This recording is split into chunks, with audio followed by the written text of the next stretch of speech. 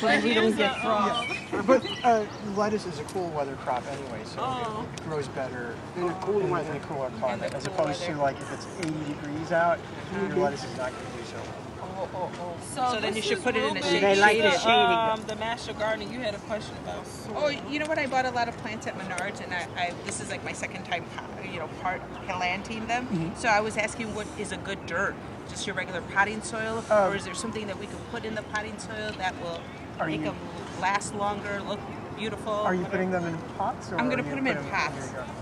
First, I'm going to start with the pot, then I'll put them in the ground. Yeah, potting soil is a good great idea. Yeah. There are potting soils now that have sustained release fertilizer, so you could use that. Warm compost or any sort of compost is good. If you're going to keep them in-house, indoors, warm compost probably is better. A better bet. So when you bring them in from the outside to try to make them survive for the following year, what is the success? I didn't have good success this year. This is the first time I did it. So I didn't know if I should have potted them separately, did something different to them, or the temperature of the home affected them. On the plant, what were they? They were, what did I have, Lila? They were just your regular, like gardenias and, what do you call that? Geraniums. Geraniums. They look dead. Geraniums will do fine anywhere. Put them in a basement. Yes. And she's right. Just a little You're right. light, and some people even put them in a pot. Some people even take them and turn them upside down. Yes. Yeah. And you could use it, but they look dead. Yeah, but Yeah. they come back fast. Dead. Yeah. Good. I know my grandfather used to do, so this will be my second year trying. Yeah, I learned a lot from him. Oh, how nice, how nice. I live in an apartment, and I'm on the second floor. It has southern-facing windows, so you get a lot of sun. really good sunlight. Oh, very good. All right. Well, thank you, Ruben. You're welcome. Thank you. Thank you. You reaffirmed what I thought was so. Okay, Ruben, come on, talk about what you want to do here. I think we could... Introduce yourself. Hi, my name is Ruben Rios. I'm a master gardener. I'm from the area. I grew up in 99th and Exchange. And coming back here to take part in the day with information from University of Illinois Extension Master Gardener Program. I'm noticing that, well, not just noticing, but I know that this is a beautiful area. And I think if all the different community groups and environmental groups and organizations could leverage social media, that would be a great thing. You could get more people involved, younger people involved, kids, students, parents, many different kinds of people, diverse groups. I think that would be great. Okay, and we mentioned this, that there are some organizations, but the leadership is getting a little bit older. It's a little more difficult to maintain the organization. So what would be your answer to that? Get more youth involved, more younger people, children. It starts when kids are that big. How big was that? That big. Oh, that big. Okay. Teaching them, and I think that's the good thing about something like today. You teach them about the land and sustainability, the environment, and it's a great way to get kids and their parents involved. Right. And how much does this cost? It's probably free. It's the cost of your internet program. Okay. Your internet service provider. Okay. Sounds good. Sounds like there's a future. There is a future. Oh, Ruben. I'm excited about the future. Ruben, thank you. You're welcome. Okay, introduce me to your partner here. This is Tasha Reggins. She is the Master Gardener Coordinator for the University of Illinois Extension. Wow. And this is Joanne Polliflo. Hi. Do you have any questions for Tasha? Yeah. Well, so how's the day been? Pretty good. It's been a little slow, I think, because it's been kind of cool. And there was rain. There was rain earlier. Yeah, it was rain. Yeah. But people are, coming in, asking questions about the insects and our lettuce that we have forgot the greens. So, slowly but surely, it's been really good. Yeah, I see it. No, you're happy. No. My husband's better, but... Look at that. Oh.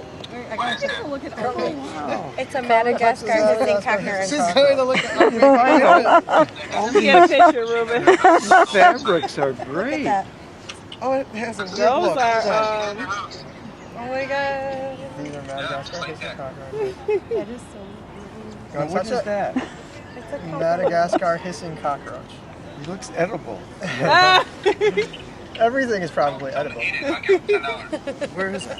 Wait, hold it back up. Ray, hold it back up. It's the star. I just want to touch it. It's so magnificent. Look at it. Yeah. It's like a work of art. Look at his color. What are they feeding on? Oh Oh my God, what's under there? Food and what else do they eat? A lot of times we just feed them. They eat dog food? What's underneath? What's moving? A couple more. Oh, jeez. Oh, you interrupted. Love me. You have a full house. Yeah. Wow. Lettuce. So this lettuce? is lettuce seedlings that's grown hydroponically. Got the And green. here we So have. they use rock Great family. You find so the these. fish fertilize. All the fun. Oh, wow.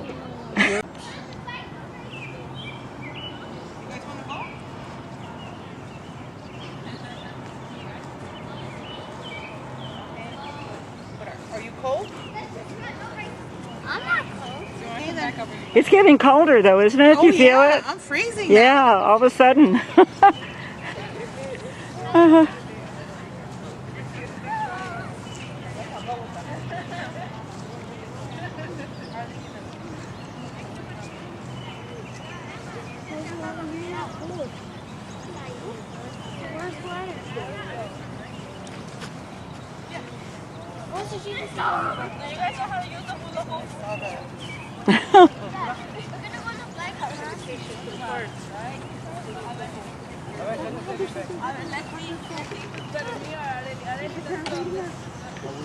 we have any left at all? Okay, they're all stuck.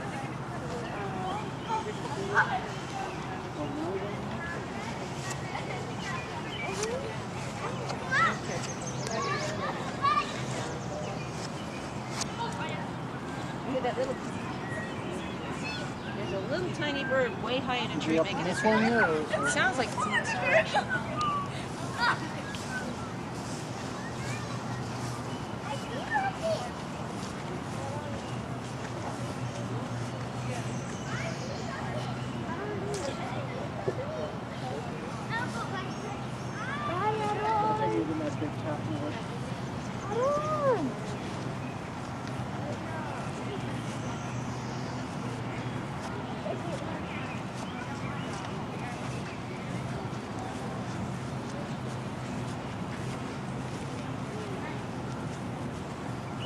Okay, I'll put the hawk. I think, or is that a crow? It's a crow, yeah. They can, till you get a good look. I thought it was a broadwing hawk, I think. Oh, okay. Brown, right. It had that kind of pointed wing shape to it. So, yeah, that's and it's small. It was about the size of a crow. Though. Yeah. Well, I don't know if we're going to have any luck with this. Let's continue right here. I'll play a broadwing and see what happens.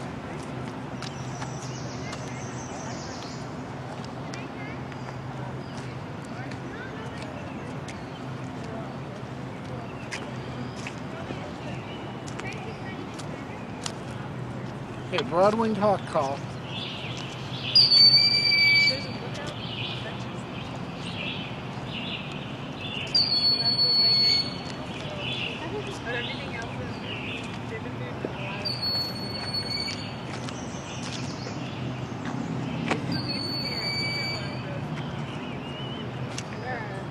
Is it up?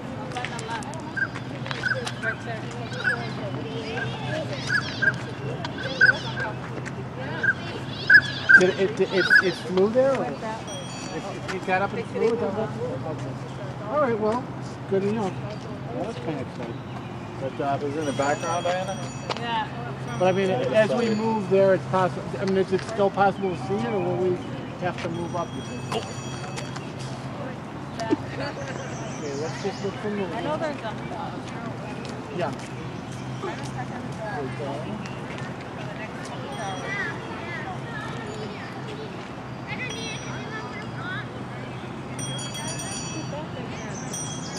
That would must be a squirrel nest. It's a leafy, big leafy nest with a lot of leaves. This is squirrel.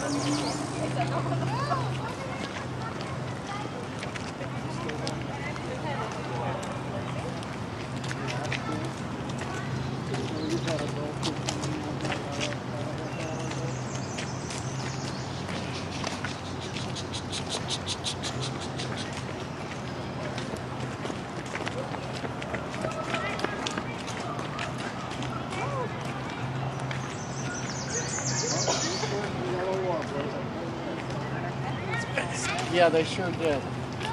Yeah, I gotta say it was far more birds than the trip 2 hours ago from those earlier. Those they can't. You got something? No, it's a big club. Oh, okay. Okay, looks like another yellow warbler. Yeah, got it. It's yellow warbler. They're just there's lots of yellow warblers. It looks a little orphan, but. Can I see them really quick? Is it that little bird? And there he sings. There's another bird up here, and like about 1, 2 o'clock near the end of the tree. Let's see what we got. I think something flew down. I think there might be a color or something. Looks like interesting. Starling or something? Well, maybe it's. It seemed to fly into that trunk there.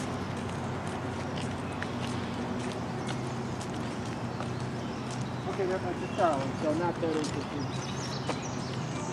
Okay, what about over here? What do we have? Another yellow warbler.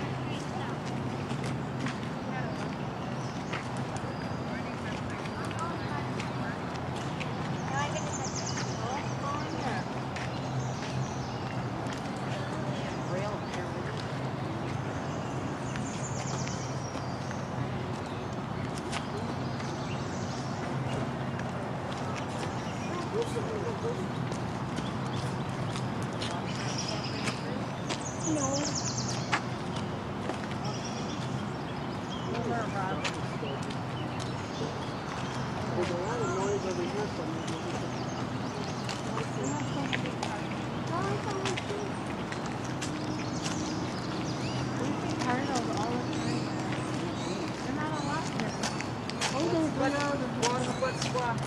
Okay, hold on.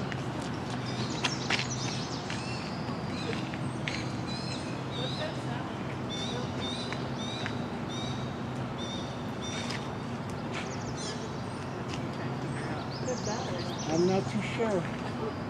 Some kind of distress call. Well, we got definitely good.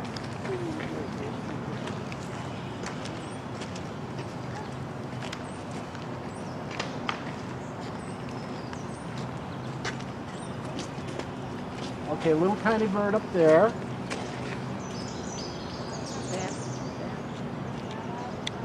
Okay, that's an American redstart, bouncing around to see, how do I explain it? There's also a Canada warbler singing, I think. That's a redstart singing. Let's try from this angle here. Well, I got a goldfinch. You see that little spot of yellow on that dead tree, this one dead branch on the side, that's a goldfinch.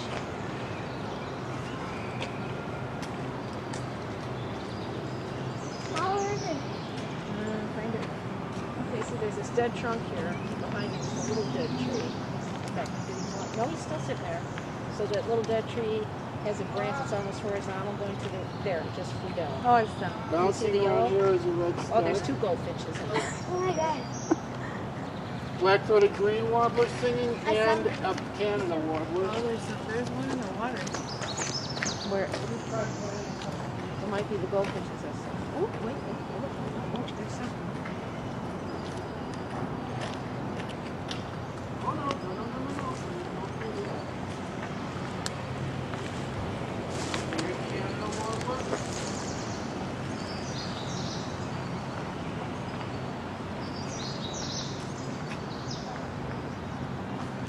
Okay, I see the female redstart. Bouncing back in here. Okay, let's let it.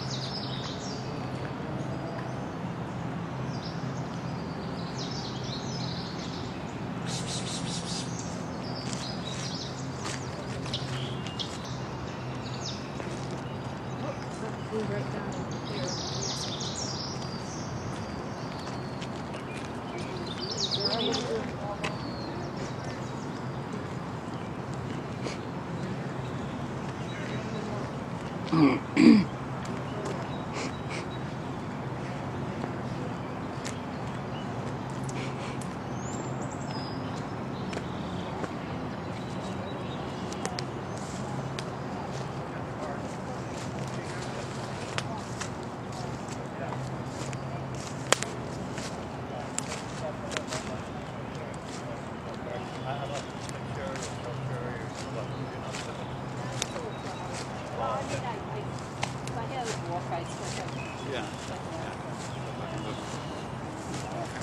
We got a present for you. Hi.